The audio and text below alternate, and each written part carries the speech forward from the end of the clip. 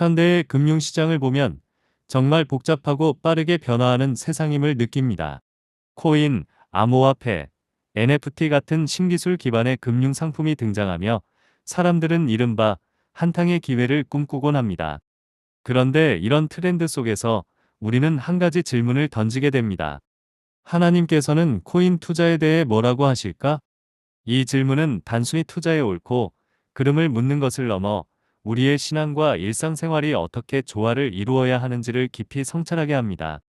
오늘은 이 질문을 성경의 빛으로 비추어 보고 우리가 어떤 태도를 가져야 할지 생각해 보겠습니다. 끝까지 시청하셔서 여러분의 삶에 드러내시는 하나님의 뜻을 놓치는 실수로 지름길로 갈 수 있는 인생을 멀리 돌아가며 고생하시는 일이 없기를 진심으로 바랍니다. 그리고 구독과 좋아요를 통해 하나님의 사랑을 전파하는 일에 동참해 주시면 많은 힘이 되겠습니다. 그럼 시작하겠습니다. 첫 번째, 돈에 대한 성경적 태도를 점검하라. 코인 투자는 본질적으로 돈을 벌기 위한 활동입니다. 그러나 성경은 돈 자체를 죄악으로 보지 않습니다. 돈은 우리의 삶을 유지하는 수단이며 하나님께서 맡기신 청지기적 자원을 관리하는 도구입니다. 디모데전서 6장 10절에서는 이렇게 경고합니다.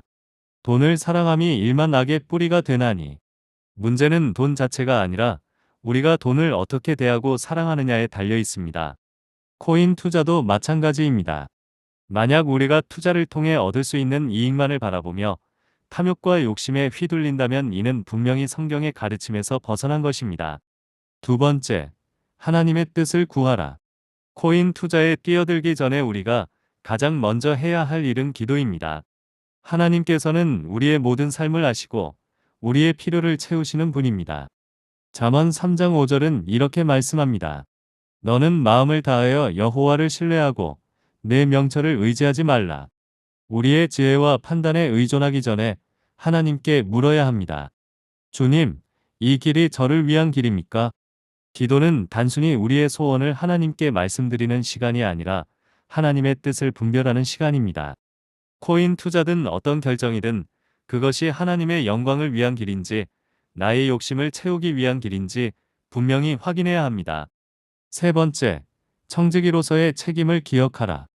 하나님께서는 우리에게 재물을 맡기셨습니다. 이 재물을 어디에 어떻게 사용할지 결정하는 것은 우리의 청지기적 책임입니다. 예수님께서는 마태복음 25장에 달란트 비유를 통해 맡겨진 자원을 잘 활용하라고 가르치셨습니다. 그러나 이 비유는 단순히 자산을 늘리라는 의미가 아닙니다. 하나님께서 맡기신 자원을 무모하게 위험에 노출시키거나 탐욕에 의해 소진시키는 것은 성경적 청지기 정신과 어긋납니다.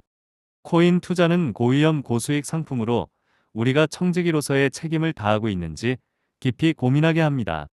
네 번째, 탐욕을 경계하라. 코인 투자의 가장 큰 유혹은 바로 탐욕입니다. 이 코인만 오르면 부자가 될 텐데, 조금만 더 투자하면 몇 배로 돌아올 텐데. 이런 생각은 마치 광야에서 예수님을 시험했던 사탄의 유혹과도 같습니다. 마태복음 4장 4절에서 예수님께서는 사탄의 유혹에 이렇게 답하십니다.